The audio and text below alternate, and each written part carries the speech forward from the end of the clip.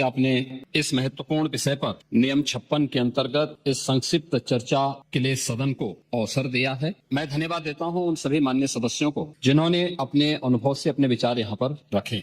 हम लोग जब यहाँ पर मान्यवर इस चर्चा में भाग ले रहे हैं उस समय प्रयागराज में 56 करोड़ 25 लाख से अधिक श्रद्धालु माँ यमुना और माँ सरस्वती की इस त्रिवेणी में आस्था की पावन डुबकी लगा चुके हैं। और जब हम सनातन धर्म के खिलाफ, माँ गंगा के खिलाफ, भारत की आस्था के खिलाफ या महाकुंभ के खिलाफ कोई भी अनर्गल प्रलाप करते हैं, कोई झूठा वीडियो दिखाते हैं, तो इन 56 करोड़ लोगों की आस्था के साथ एक खिलवाड़ है, भारत की सनातन आस्था के साथ खिलवाड़ है। और मैं विनम्रता से कहूंगा कि आयोजन किसी पार्टी विशेष का नहीं, किसी सरकार का नहीं था। मैं तो बार बार इस बात को कहता रहा हूं कि आयोजन समाज का, सरकार पीछे, सरकार सहयोग के लिए अपने उत्तरदायित्वों का निर्वहन करने के लिए एक सेवक के रूप में हम लोग वहां पर हैं और एक सेवक के रूप में अपने उत्तरदायित्वों का निर्वहन करने की हमारी जिम्मेदारी है और उस निर्वहन के लिए हम लोग तत्परता के साथ अपनी जिम्मेदारियों का निर्वहन करेंगे, क्योंकि हमें अपनी जिम्मेदारियों का एहसास है। हमें भारत की सनातन परंपराओं के प्रति अगाध श्रद्धा का भाव है और उन श्रद्धाओं को सम्मान देना वो हमारा दायित्व है और ये हमारा सौभाग्य है कि इस सदी के इस महाकुंभ के साथ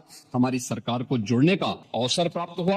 और आयोजन के प्रति तमाम अफवाहों, तमाम प्रकार का दुष्प्रचार को दरकिनार करते हुए देश और दुनिया ने इस पूरे आयोजन के साथ सहभागी बनकर के इसे सफलता की एक नई ऊंचाई तक पहुंचाया। महोदय, भी आयोजन के 7 दिन बाकी संपन्न होने के, और जो मैंने आज दोपहर तक के आंकड़े बताए हैं, 56 करोड़ 25 लाख से अधिक श्रद्धालु अब तक प्रयागराज की त्रिवेणी में आस्था की डुबकी लगा चुके हैं। और इसीलिए जब यहाँ पे हमारे प्रतिपक्ष के जो माननीय सदस्य डॉक्टर आर.के. पटेल जी, श्री संग्राम सिंह यादव जी और श्रीमती आराधना मिश्रा मोना जी जब अपनी बातों को यहाँ पे कह रही थी, तो मुझे आपकी बातों को देख करके सचमुच एक तरफ हमें एहसास है अपनी जिम्मेदारी, हमारी संवेदनाएं हैं उन सभी के प्रति जो लोग 29 जनवरी के एक स्टैम्पेड के शिकार हुए थे, उन सभी श्रद्धालुजनों के प्रति भी, या प्रयागराज कुंभ के दौरान जो आपने अपनी नोटिस में उल्लेख किया है सोनभद्र की, अलीगढ़ की या किसी अन्य जगहों पर प्रयागराज महाकुंभ के आयोजन में भाग लेने के लिए या यहाँ से जाने के लिए जो लोग यहाँ से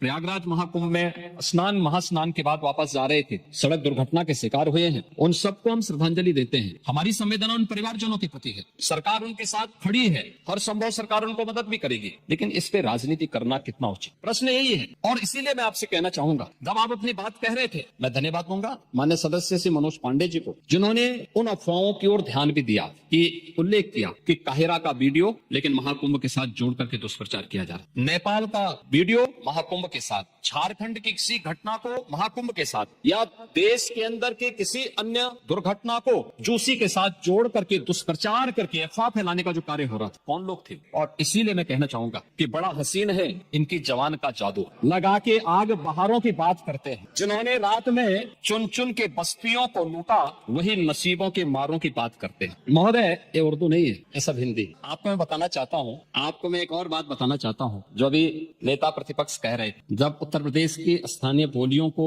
इस सदन में महत्व मिला, उनके द्वारा कहा जा रहा था, उन्होंने विरोध किया। ठीक उनकी सोच है, ये समाजवादी संस्कार भी है कि हर अच्छे कार्य का विरोध करना है, हर अच्छे कार्य का विरोध करना है। उन्होंने कहा कि हिंदी इस सदन की भाषा, तो हिंदी को तो हटाया। इस सदस्यों को एक छूट दी गई है कि किसी भी इन बोलियों में बोल सकता है, हिंदी में ट्रांसलेट की उसकी सुविधा मिलेगी। इस सुविधा है, थोपा नहीं गया। दूसरा, भोजपुरी हो, अवधी हो, बुंदेली हो या ब्रज हो, पंडित जी इनकी लिपि भी देवनागरी है, कोई दूसरी लिपि नहीं है। संविधान के द्वारा घोषित जो व्यवस्था है उसी के दायरे में सारा कार्य हुआ है। आप जैसे उम्रदराज व्यक्ति को तो इसका स्वागत करना चाहिए, इसका स्वागत करना चाहिए। ओह, मैं इसीलिए कह रहा हूँ, देवनागरी ही लिपि है और उसी दायरे में सारा कार्य हुआ। और इसीलिए मैं आपके संज्ञान में लाना चाहूंगा कि ये जो कार्य है, इस कार्य के साथ हमें उसी सकारात्मक भाव के साथ जुड़ना चाहिए। मैं आपके विरोध को कभी उसका न मैं उपहास उड़ाता हूँ, न मैं उसको बहुत उसके साथ जोड़ता हूँ, क्योंकि मैं जानता हूँ आपकी आदतों। मुझे मालूम है आप लोगों के बारे में एक मान्यता ये भी है, मजबूरी भी है, और आपके बारे में मान्यता भी है कि आज के समाजवादियों के बारे में, जो जिस थाली में खाते हैं उसमें छेद करके फिर जाते हैं। और ये जो आप लोगों के बारे में मान्यता है,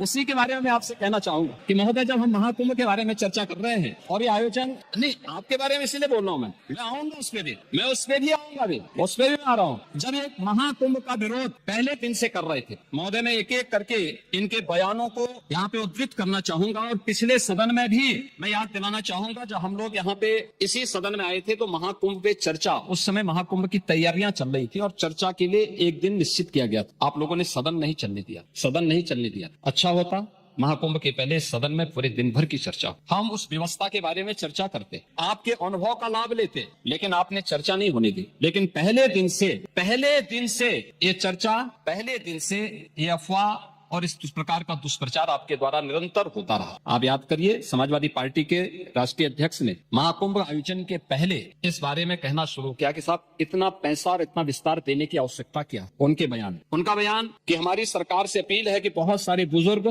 जो 65 साल से ऊपर और 70 साल से ऊपर के लोग हैं स्नान नहीं कर पाए। उसके बाद फिर उनके बयान आए, जब शुरू हो गया। फिर लगातार अगर समाजवादी पार्टी के सोशल मीडिया हैंडल को देखें, वो आपके संस्कारों के अनुसार भाषा का प्रयोग भी करते हैं, और जिस प्रकार की भाषा का उसमें प्रयोग किया जाता है, मुझे लगता है किसी भी सभ्य सोसाइटी के लिए वो भाषा कभी शोभा नहीं देगी। आप लोगों के अपने संस्कार हो सकते हैं, आप लोगों का अपना व्यवहार हो सकता है, लेकिन कोई सभ्य समाज और कोई सभ्य सोसाइटी उसको कभी मान्यता नहीं दे सकती। लेकिन उसके माध्यम से लगातार दुष्प्रचार किया गया। यही नहीं, ये भी मांग हुई। देखिए, आपकी पार्टी के ही नेता, आपके अध्यक्ष ने कहा कि हम मांग करते हैं कि अकबर का किला जो बिल्कुल संगम नोच पर वहां जो वट वृक्ष है उसकी पूजा करते हैं, और सरस्वती नदी भी वहीं से निकलती है। आप देखिए, यानी अक्षय वट का नाम भी उनको नहीं मालूम। सरस्वती कूप को सरस्वती नदी कहते हैं। ये आपका जनरल नॉलेज है। इन्होंने कहा महाकुंभ कोई शब्द नहीं, क्योंकि महायोजन के लिए बहुत सारा पैसा निकालना था, पैसे की बर्बादी करनी थी, इसलिए नाम भी इन्होंने महायोजन दिया। पहले दिन से ही राज्य सरकार आंकड़े दे रही है कि कितने लोगों ने पवित्र डुबकी लगाई है। जो लोग पवित्र डुबकी लगाने वालों की संख्या बता सकते हैं, वे यह नहीं बता पा रहे हैं कि कितने लोगों की जान चली गई। इनके एक सहयोगी, अरे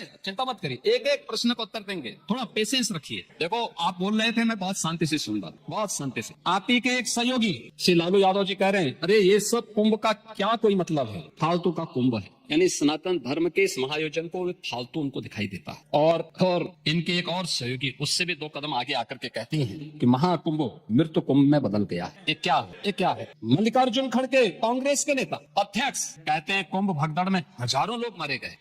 और जया बच्चन क्या कहती हैं? ये समाजवादी पार्टी की नेत्री है। इस देश में अभी सबसे बड़ा मुद्दा महाकुंभ भगदड़ की घटना है। उन मृतकों की सही संख्या बतानी चाहिए और जनता को सफाई देनी चाहिए। उन्होंने आगे क्या बात कही? उन्होंने कहा व्यवस्थाएं आम आदमी के लिए नहीं बल्कि वीआईपी के लिए थी। शवों को गंगा में बहा दिया गया, इससे पानी प्रदूषित हुआ है। यही पानी लोगों तक पहुंच रहा है। ये इस प्रकार के गैर जिम्मेदाराना बयान समाजवादी पार्टी, कांग्रेस, आरजेडी और टीएमसी के नेताओं के द्वारा सनातन धर्म के जुड़े हुए सबसे बड़े आयोजन के प्रति दिए गए। महोदय, मैं ये जानना चाहता हूं कि क्या सनातन धर्म का अनुयायी बनना या सनातन धर्म के किसी आयोजन को भव्यता के साथ करना क्या कोई अपराध है? उस आयोजन को उन सीमाओं के साथ, उस आस्था को सम्मान देकर के आगे बढ़ाना क्या कोई अपराध है? और अगर अपराध है तो हमारी सरकार इस अपराध को कर रही है और आगे भी करेगी, क्योंकि हम लोग ये मानते हैं सनातन धर्म इस देश का राष्ट्रीय धर्म है। सनातन धर्म की सुरक्षा में ही भारत के अंदर पल रहे हर मत और मजहब की सुरक्षा भी है, और उनका सम्मान भी है, और उनका गौरव भी है। और सनातन धर्म की सुरक्षा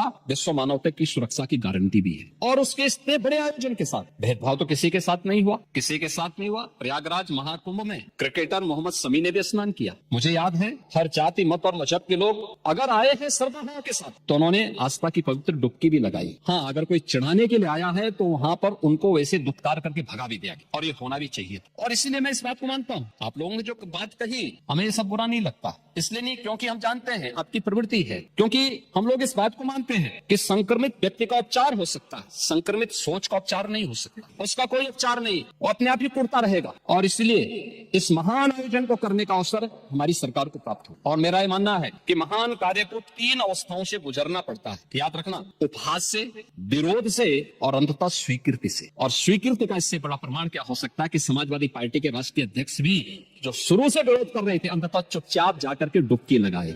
नेता प्रतिपक्ष भी हाँ, अच्छी बात है, आपका अधिकार है ये, मैं तो आपका अधिकार दे रहा हूँ। और मैं ही कह रहा ना, 13 में आप नहीं जा पाए थे, क्योंकि 13 में जब आप जा रहे थे तब तक आपको फोन आ गया था, वापस हो गए, नहीं जा पाए थे। नहीं जा पाए, आप वापस आ गए थे। लेकिन इस बार आप गए थे, मुझे अच्छा लगा, आपने उत्तर प्रदेश सरकार की व्यवस्था की सराहना की, और आपने मुझे प्रत्यक्ष नहीं लेकिन स्पीकर साहब को धन्यवाद दिया कि अच्छी व्यवस्था थी।